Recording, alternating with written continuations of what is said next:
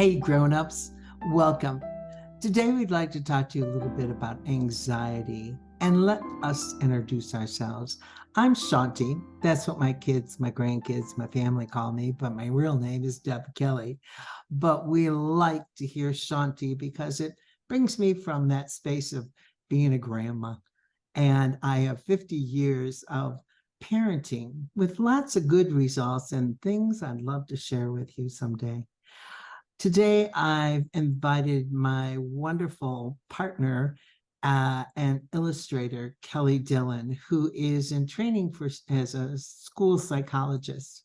And the two of us are 40 years apart in age, but we've become great friends and we've learned to share our desire to support children, parents, and classrooms. Kelly? Hi, Shanti. Hi. Nice to see Of your you. microphone. I know, it's perfect. All the kids love this, and so do I. So today we're talking about anxiety, right? Yes. Anxiety. But before we do that, I always like to start with positive things. As a school psychologist, we like to keep it positive.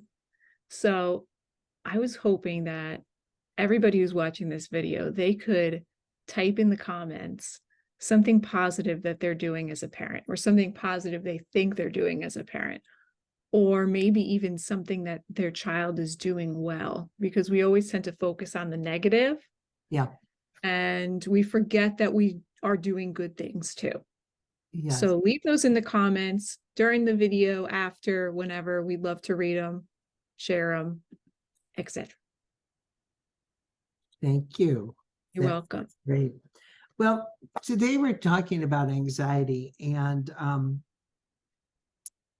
what I think happens when I know Kelly and I both get parents and teachers say, oh man, all the kids are, so anxious, and they've become more anxious and more anxious as, COVID started and that sort of thing. And what happens is our society says, oh, anxiety. And we get, I was telling Kelly, like a skull and crossbones. It's a bad thing. And I think we have to rethink anxiety. What anxiety is in the mind is it's knocking on your door. It's saying, hey, something isn't quite right. And if we start to look at it that way, like, what exactly is going on here? We can address it in a much more calm way rather than, oh, my kids are anxious, and we get all excited and nervous, and it just tumbles like a big wave, and it just gets bigger and bigger.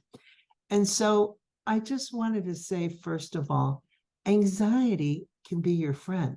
It can help you recognize that something isn't quite right.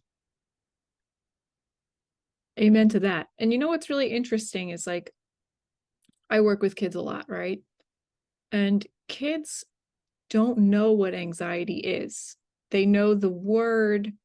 I mean, they don't know the word. They know the feeling. They feel anxiety. They could tell me, oh, my stomach hurts, my head hurts, I'm scared, I'm upset. But they don't know what the word anxiety is, the umbrella for all of those things that they're feeling. Yeah. So I feel like we have to really teach them that this is what they're feeling, and they can control it. It's not this thing that they have no control over. I think that's really true, Kelly. And I also think that's true with parents and adults.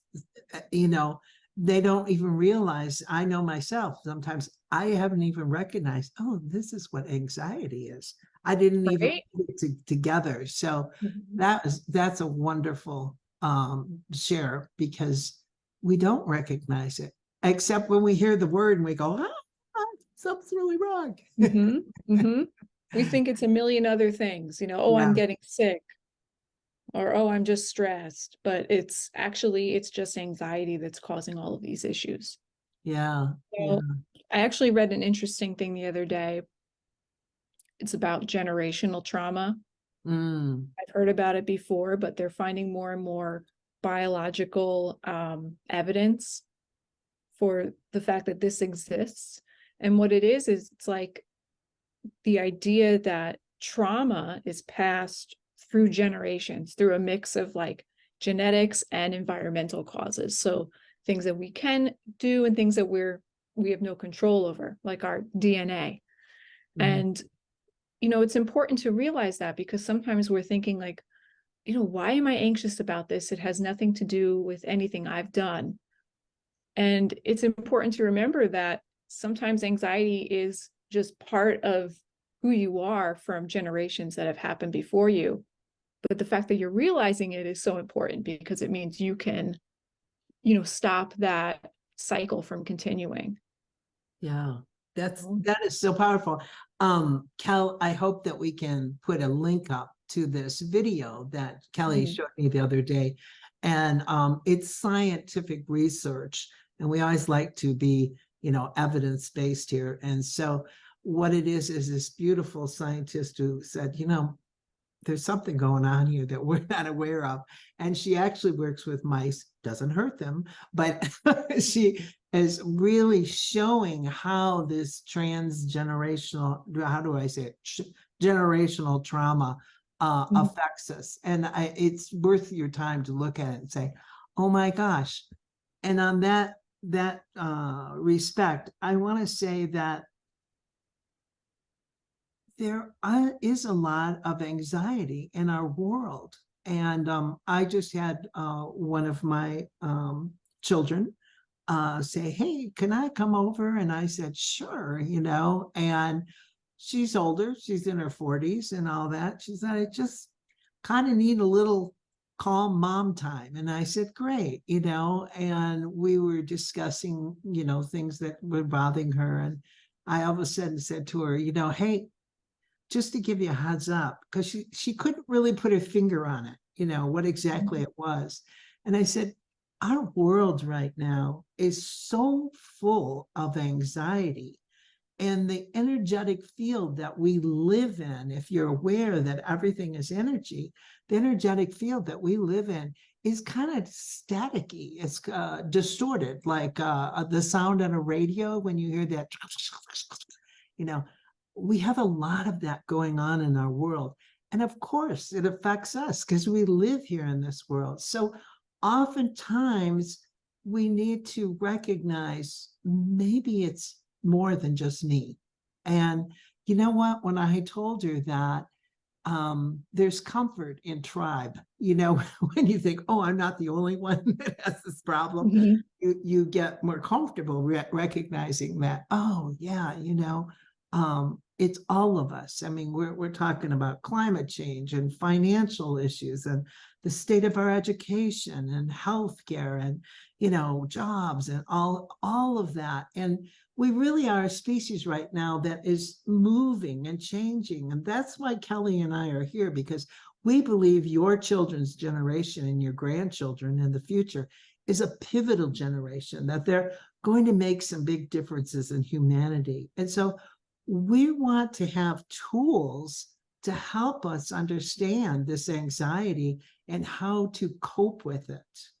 And I think that's what's up next, isn't it, Kel, that you're gonna? Yeah, I did want to talk about something that we share with the kids, because like I was saying before, a lot of kids, they don't realize that they have the control that they do over the feelings that they have. Adults don't realize that either. But like you just said, Shanti, we're trying to change this generation. We're trying to stop the trauma cycle from continuing. So what we have, actually, Shanti, can you share your screen? Yeah. So I can show the Before you picture. do share that screen, Yeah. one of the things that we wanted to share too is about the physicality of anxiety. Oh, that's right. That's right. Yeah. So we were also, we wanted to touch upon how anxiety is very real and alive. It's a physical thing that we have in our bodies. So sometimes with the kids that I'm working with, I say, oh, I'm feeling really nauseous today, or I have a headache, and they don't know why. They don't understand that anxiety, that feeling can cause a physical sensation in the body. Like anxiety is a real thing. The thoughts you have are real. and they affect the way you feel physically. So if we can teach that to kids, we teach that to parents, it's a game changer, right? Mhm, mhm. So with that in mind, we made this little picture here. You made it. Kelly's Well, a I made I made this one late in the night in the throes of creativity. This is part of our thoughts book. This is a picture of our characters, Sebastian and Kiana, and they are with an anxiety monster.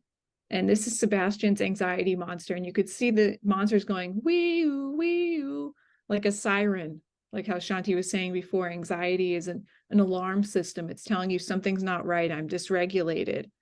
So he says, I start to feel worried all the time. I feel awful inside. And she says, uh-oh, it's getting bigger. We're trying to show kids here that the anxiety they feel is very real. It is a real presence in them, and it affects the way they feel. So, we picture it as this monster that is growing bigger and bigger. And the more that they ruminate on their thoughts, the bigger the monster gets and the more out of control that they feel about this anxious presence in their lives. So we wanted to leave you with a tool that we teach the kids. And everyone always says, oh, breathing is really important, but it really, really is. It changes your physiology when you breathe. So what we'd like to do right now is have you picture an anxious monster in your own way. Picture it behind you, like what gives you anxiety. Visualize that creature behind you looming over you, and you feel all these just awful things in your body. You feel sick, you're tired, you're out of breath.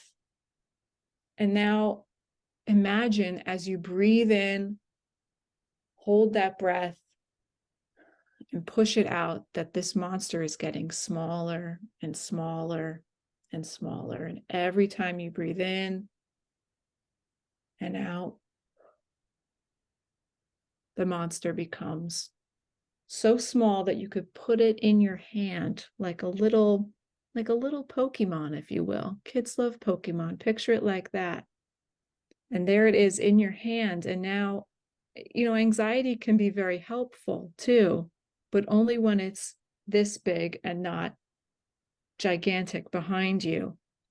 So we want to leave you with that message that your anxiety is something that you can manage, but you have to keep it in the palm of your hand and not let it take over your life by, following you around like we have here with Sebastian and his anxiety monster.